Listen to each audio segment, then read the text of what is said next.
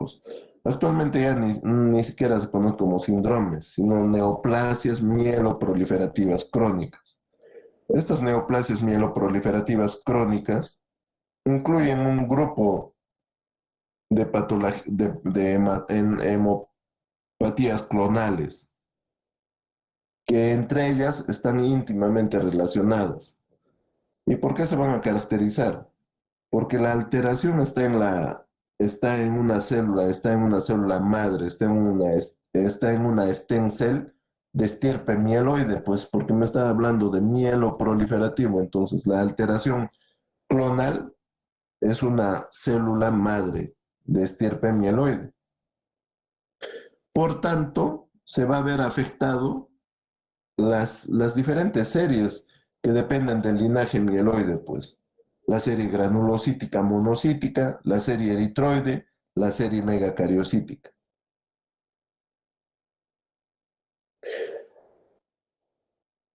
En un inicio todas van a presentar una proliferación incrementada de las tres líneas en la médula ósea: granulocítica, eritroide, megacariocítica. Y también a nivel de la sangre periférica hay una proliferación, pues como hay una alteración clonal, entonces hay una proliferación de estas tres líneas. Ya eso se conoce como panmielosis, a esa proliferación. Pero siempre hay un predominio en una de las líneas. Ejemplo, si me hablan de policitemia vera, hay una eritrocitosis, pero que es bien marcada, pero también hay un incremento de las plaquetas y puede haber un incremento de la serie granulocítica. Generalmente suelen cursar con esplenomegalia, y en menor grado hay hepatomegalia, sobre todo por el desarrollo de una hematopoiesis extramedular. Entonces, como la médula ósea empieza a fallar, entonces el hígado y el vaso asumen esa hematopoiesis. Hay una hematopoiesis extramedular. Y esa hematopoiesis extramedular produce pues un incremento de tamaño, sobre todo del vaso, ¿no? Porque también en el vaso se va a dar un secuestro medular. Son enfermedades crónicas, chicos, crónicas, de larga data.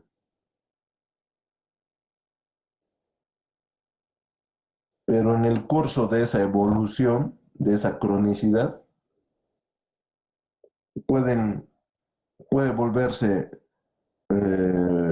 más agresiva la enfermedad, que puede terminar incluso en un fallo medular, porque hay una mielofibrosis, o transformarse a una leucemia aguda. ¿De qué tipo? ¿Mieloide o linfoide? ¿Ustedes creen? Mieloide. Mieloide, pues chicos, porque es mieloproliferativa, pues. ¿Por qué? Porque el linaje mieloide es el que se está afectando. Incluso pueden haber aparición de células blásticas, etc.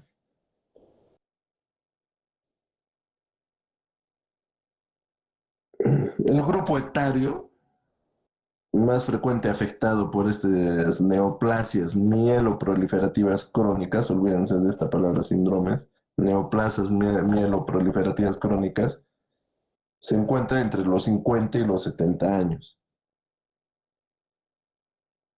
¿Ya? Entonces, como les decía, nuevamente vamos a repasar. La alteración clonal es una célula madre mieloide. es una célula madre mieloide. ¿Y en qué se traduce esa alteración clonal? En, en inhibición de apoptosis, en proliferación celular.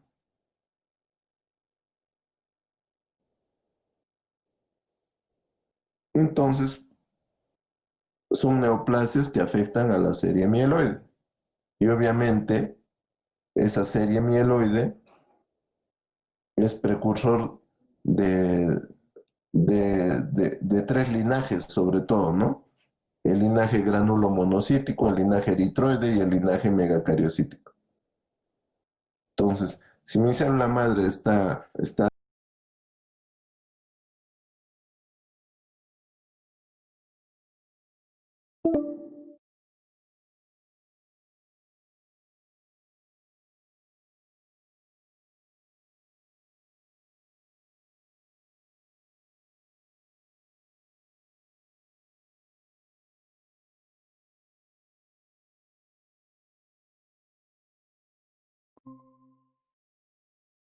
de la médula ósea, sino también en sangre periférica. Pero siempre va a haber un predominio específico, como lo vamos a ver posteriormente. Incluso puede haber interconversión entre algunos de estas neoplasias mieloproliferativas crónicas y obviamente puede transformarse con el tiempo a una leucemia aguda.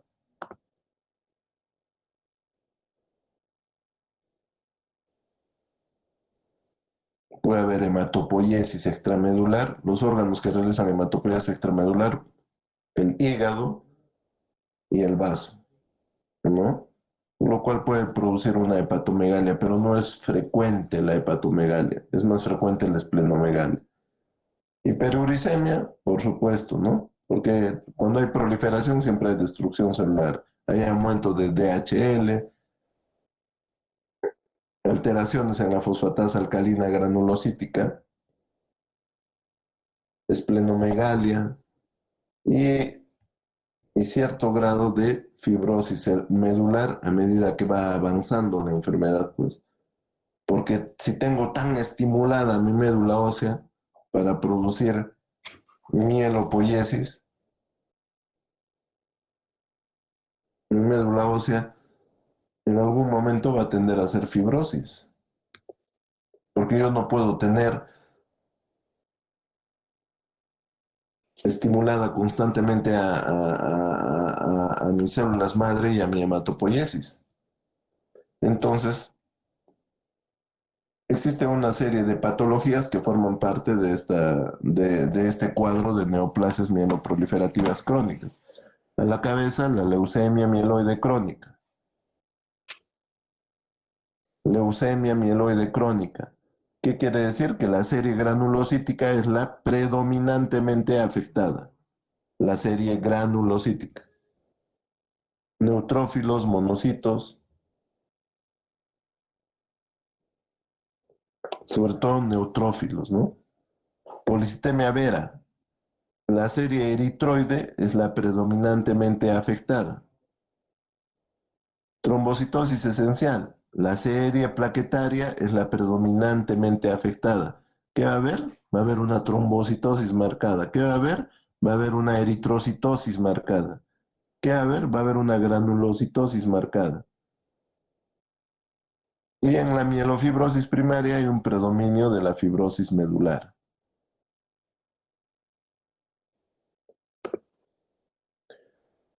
En 2016, de igual modo, la Organización Mundial de la Salud hizo una clasificación de estas neoplasias mieloproliferativas en todas las que ustedes pueden observar ahí: leucemia mieloide crónica, leucemia neutrofílica crónica, policitemia vera, mielofibrosis primaria, trombocitosis esencial, leucemia eosinofílica crónica, neoplasias mieloproliferativas inclasificables. Entonces, todas estas enfermedades forman parte de estas neoplasias mieloproliferativas. Vamos a hablar de la leucemia mieloide crónica.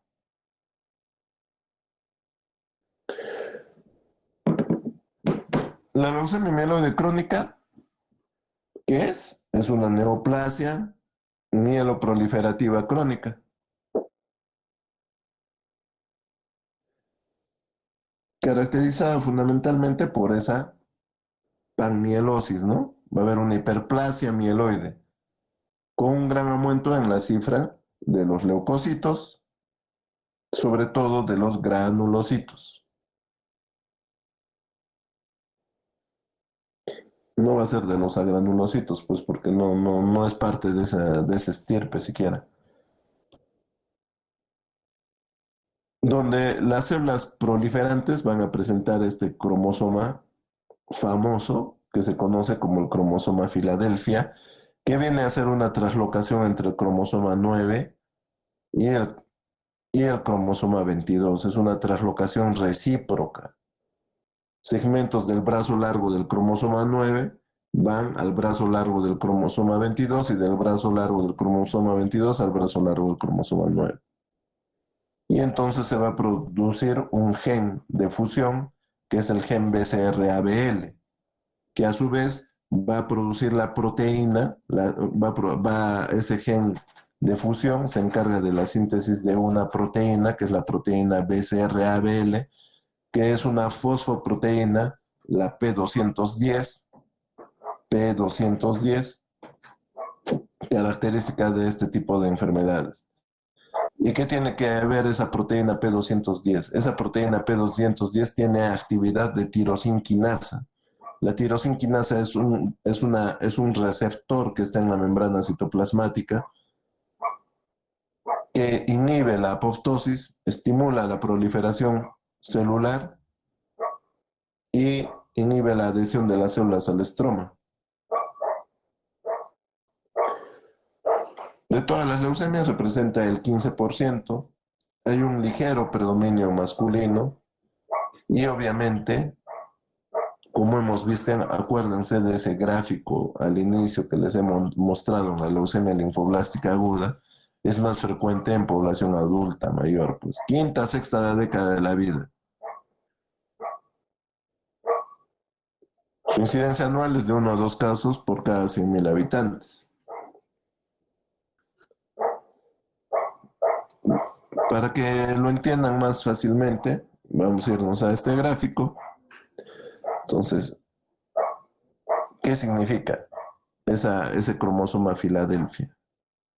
El cromosoma Filadelfia es una translocación entre el cromosoma 9 con el cromosoma 22. Es una translocación recíproca. Mientras que el cromosoma 9, esta ruptura no es fija, es variable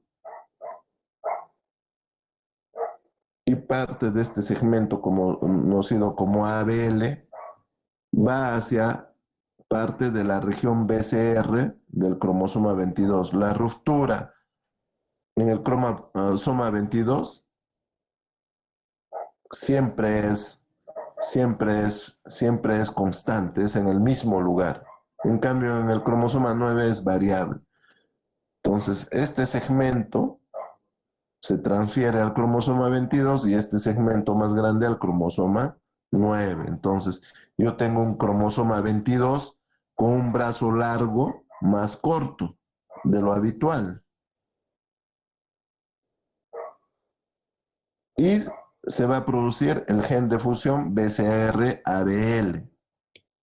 Como todo gen, se tiene que transcribir, pues chicos, tiene que formar proteínas. Eso es el objetivo de todo gen, la síntesis de proteínas. Y obviamente, ese gen, mediante, mediante acciones de transcripción, se forma el ARN mensajero del BCR-ABL. Hay una traslación y finalmente hay una traducción de proteínas. La, y la síntesis de la proteína de fusión BCR-ABL, que se va a traducir en adhesión celular anómala, supervivencia celular prolongada y proliferación celular descontrolada. Es decir, que esta proteína tiene actividades de tirosinquinasa.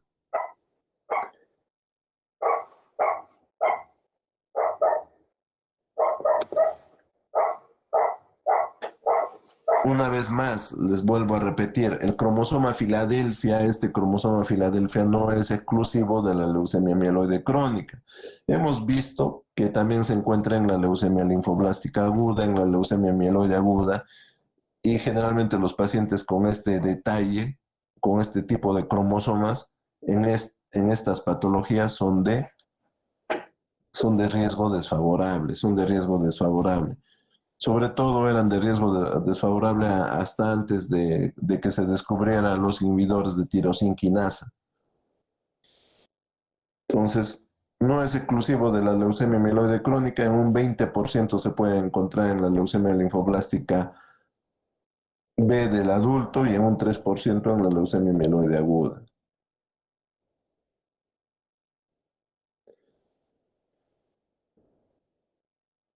En este tipo de leucemias, la ruptura en el BCR es en una región distinta, es en una región distinta.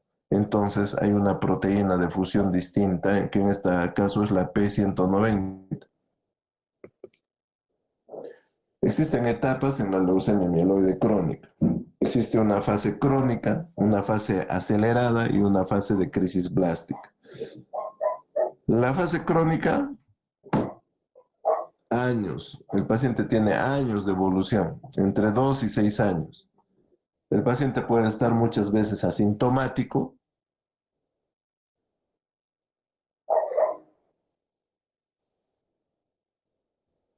o de repente presentar síntomas de una anemia, ¿no? Fatiga, astenia.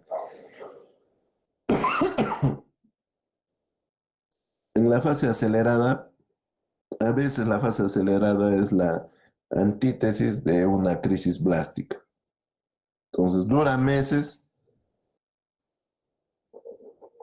y lo característico de esa fase acelerada es que, si bien es cierto, hay blastos, pero no superan el 20%.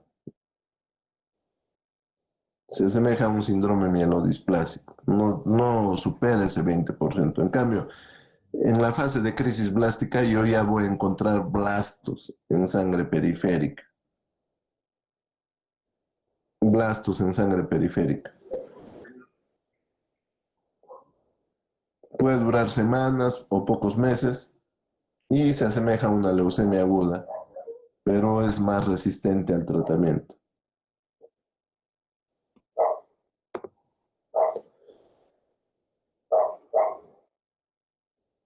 La mediana de presentación, 50 años. Se puede presentar incluso desde los 30 años en pacientes jóvenes, pero no es lo frecuente. Generalmente el 40% se diagnostica mayormente en fase asintomática.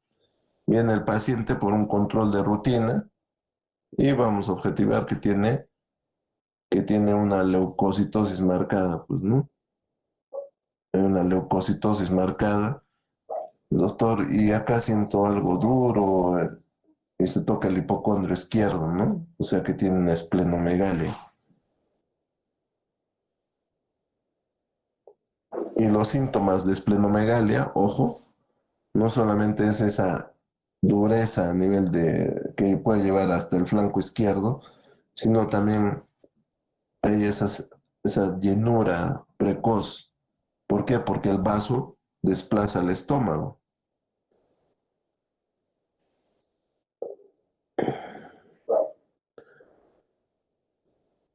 Síndrome anémico puede darse, diatesis hemorrágica, dolor óseo y muy raramente síntomas de hiperleucocitosis. Pues. Esta hiperleucocitosis puede obstruir los vasos sanguíneos y producir pues mareos, accidentes cerebrovasculares, anginas de pecho, insuficiencias respiratorias, etc.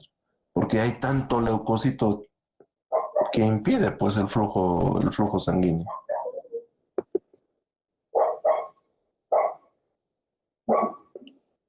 Entonces, en la fase crónica pueden estar asintomáticos o síntomas en relación a una anemia.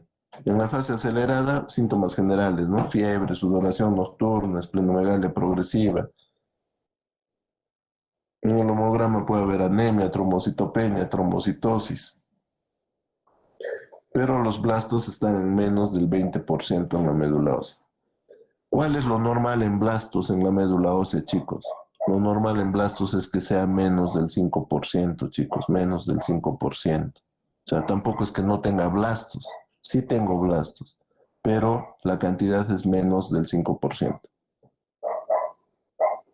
Si yo encuentro más del 20%, estoy hablando de una leucemia. Estoy hablando de una leucemia. En este caso, si encuentro en el contexto de un paciente con leucemia mieloide crónica, si encuentro más del 20% de blastos, estoy hablando de una crisis blástica, estoy hablando de una crisis blástica. Y esto es grave, ¿por qué? Porque se asemeja pues a una leucemia aguda y el deterioro es rápido.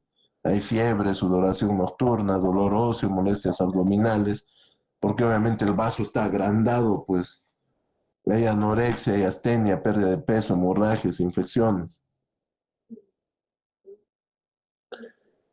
Puede haber infiltración extramedular a nivel del sistema nervioso central, ganglios linfáticos, a nivel de la piel, a nivel de tejidos blandos, etc. El diagnóstico, hemograma típico, marcada leucocitosis. Si en un caso clínico les ponen un adulto mayor con leucocitos 100.000, 80.000, 200.000, 300.000, vayan pensando que es una leucemia mieloide crónica. Porque recuerden que las leucemias agudas no hay mucha leucocitosis, chicos, no hay mucha leucocitosis. En cambio, en esta, lo que le caracteriza es esa marcada leucocitosis. Aparte de que hay bastante vasofilia y eosinofilia, porque obviamente, ¿no? La célula madre alterada es una stem cell de la serie mieloide. Hay trombocitosis, pero como nos dice como hablamos en las primeras diapositivas, se caracteriza porque hay un incremento de los granulocitos. ¿Y quiénes son esos granulocitos? Basófilos, eosinófilos, ¿no? Neutrófilos. La médula ósea hiperplásica con mielocitos en diferentes estadios madurativos, ¿no?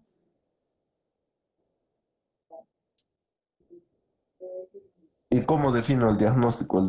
El diagnóstico lo voy a definir con un estudio citogenético, pues, y obviamente molecular.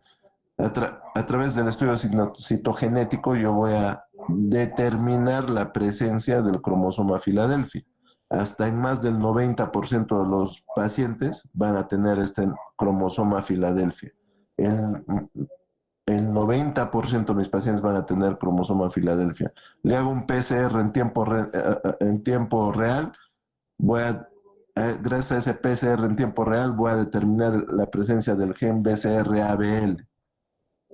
Y no solo el gen, también voy a detectar la proteína P210, que es la proteína de producto de la traducción de este gen, pues del BCR-ABL. Antiguamente esto se usaba bastante porque no teníamos esto, que es la fosfatasa alcalina granulocítica, que es muy característico encontrarlo en niveles disminuidos, descendidos.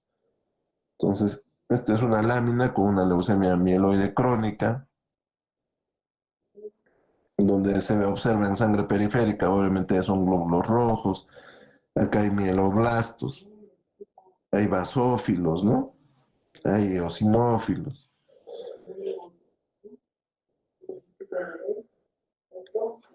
Son callados.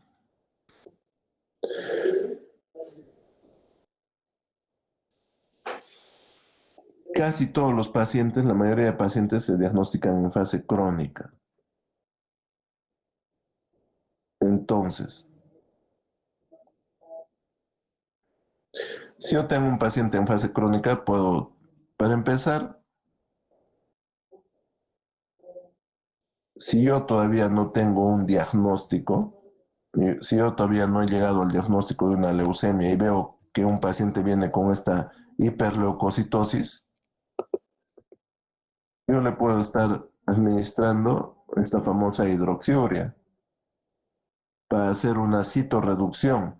¿Por qué? Porque ese paciente de repente me va a hacer esos problemas, pues, derivados de la hiperleucocitosis. Síntomas de hiperleucocitosis puede ser un accidente cerebrovascular, una angina de pecho, una insuficiencia respiratoria. Entonces yo tengo que bajar la carga celular mediante el uso de esta hidroxiuria. Una vez que yo ya he diagnosticado a mi paciente y estoy seguro que he encontrado el cromosoma Filadelfia y he caracterizado a mi paciente bien, entonces yo voy a usar un inhibidor de tirosina quinasa. Y si está en fase crónica, el de elección es imatinib. El imatinib es un inhibidor de tirosina quinasa de primera generación. De segunda generación tenemos el dasatinib y el nilotinib, que generalmente se utiliza en la fase acelerada y en la fase de crisis blástica. Los pacientes con crisis blástica generalmente después del uso de este inhibidor de tirosina quinasa de segunda generación, tiene que ir a un trasplante halogénico de médula ósea, que sería lo curativo. Este tratamiento ha permitido cronificar la enfermedad. De lo que antes se morían en 6 meses, ahora los pacientes viven años de años tomando sus inhibidores de tirosina quinasa.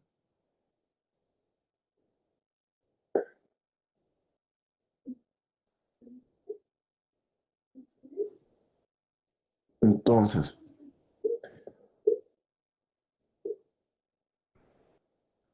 imagínense, antes del imatinib la media de sobrevida era de 5 años. Ahora, a los 5 años, el 90% se encuentra vivo, está vivo. Los factores desfavorables: edad avanzada, tamaño del vaso, trombocitosis intensa y obviamente lo que hemos visto, ¿no? Blastos en sangre periférica. Entonces, existe un índice de SOCAL que toma en cuenta todos estos criterios antes mencionados y clasifica a los pacientes en bajo riesgo, de riesgo intermedio o de alto riesgo. Si es de bajo riesgo, le puedo dar imatinib de primera generación o inhibidores de tirosina quinasa de primera generación. Si es de intermedio alto, inhibidores de tirosina quinasa de segunda generación, ¿no?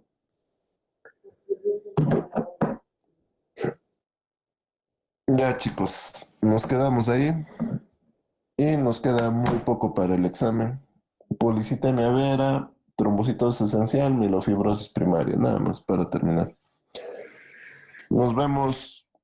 Yo pienso que lo haremos mucho más antes. De repente puede ser el miércoles, el martes. Para mí es un mal día, chicos. El lunes, martes son malos días. Ya, doctor, el No, miércoles a